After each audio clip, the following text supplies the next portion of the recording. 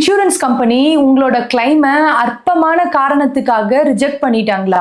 அப்ப இந்த வீடியோ உங்களுக்கு தான். Channel clocks and gifts limited versus the new India assurance company limited and another. இந்த கேஸ்ல சுப்ரீம் கோர்ட் ஒரு முக்கியமான தீர்ப்பை கொடுத்திருக்காங்க.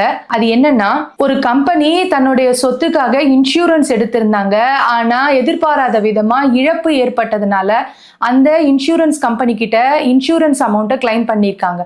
ஆனா அந்த இன்சூரன்ஸ் கம்பெனி என்ன பண்ணிருக்காங்கன்னா, அற்பமான டெக்னிக்கல் ரீசன்ஸ் எல்லாத்தையும் சொல்லி அந்த கிளைமையும் ரிஜெக்ட் பண்ணிருக்காங்க. சோ அடுத்து அந்த கம்பெனி கோர்ட்டை அணுகிருக்காங்க. கோர்ட் அவங்களுடைய கேஸ்க்கு ஒரு முக்கியமான தீர்ப்பையும் கொடுத்திருக்காங்க. அது என்னன்னு பார்க்கலாம். சின்ன சின்ன டெக்னிக்கல் மிஸ்டேக்ஸ், ஃபார்ம் எரர், அப்படி இல்லைன்னா நடைமுறை குறைகளை மட்டும் காரணமா வச்சு கிளைமை ரிஜெக்ட் பண்ணக்கூடாது. சட்டப்படியான காரணங்களா இருந்தா மட்டும்தான் அந்த கிளைமை ரிஜெக்ட் பண்றதுக்கு இன்சூரன்ஸ் கம்பெனிக்கு ரைட்ஸ் இருக்கு அப்படின்னு சுப்ரீம் கோர்ட் சொல்லியிருக்காங்க. இன்சூரன்ஸ் அக்ரிமெண்டோட முக்கியமான நோக்கம் என்னன்னா, இழப்பை சந்திச்சவங்களுக்கு உரிய இன்சூரன்ஸ் அமௌண்ட்டை கொடுக்கிறது தானே தவிர தேவையில்லாத காரணத்தை எல்லாத்தையும் சொல்லி அந்த இன்சூரன்ஸ் அமௌண்ட்டை எப்படி ரிஜெக்ட் பண்ணலாம் அப்படிங்கிறது கிடையாது அப்படின்னு சொல்லியிருக்கு. இன்சூரன்ஸ் கான்ட்ராக்ட் அப்படிங்கிறது குட் ஃபெய்த் அண்ட் ஃபேர்னஸ் அப்படிங்கிற அடிப்படையான சட்ட கொள்கையை தான் பின்பற்றிட்டு இருக்கு. இன்சூரன்ஸ் கம்பெனி நியாயமான முறையில அதை அணுகணும் அப்படின்னு சுப்ரீம் கோர்ட் சொல்லியிருக்காங்க. நாலாவது விஷயம் என்னன்னா, கன்சியூமர் ரைட்ஸை கண்டிப்பா பாதுகாக்கணும் அப்படின்னு சொல்லியிருக்காங்க. பாலிசி ஹோல்டரோட நியாயமான உரிமையை மதிக்கணும். அது மட்டும் இல்லாம தேவையில்லாத டெக்னிக்கல் ரீசன்ஸ் சொல்லி கிளைமை ரிஜெக்ட் பண்றது சட்டத்துக்கு விரோதமானதும் கூட.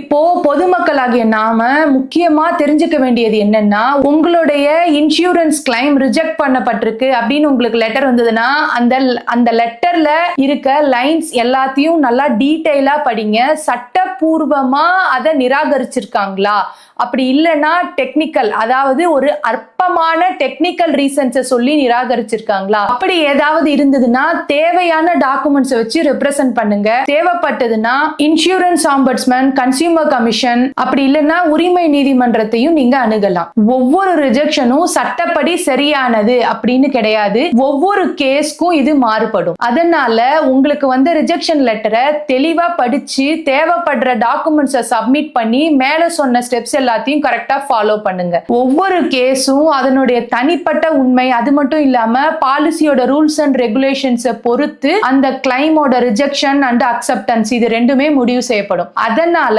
கண்டிப்பா நீங்க பாலிசி எடுக்கும் போதே எந்தெந்த ரீசன்க்குலாம் கிளைம் ரிஜெக்ட் ஆகும் அப்படிங்கறதையும் நல்லா தெளிவா டீடைலா படிச்சுக்கோங்க. இந்த வீடியோ உங்களுக்கு பிடிச்சிருந்ததுன்னா உங்களுடைய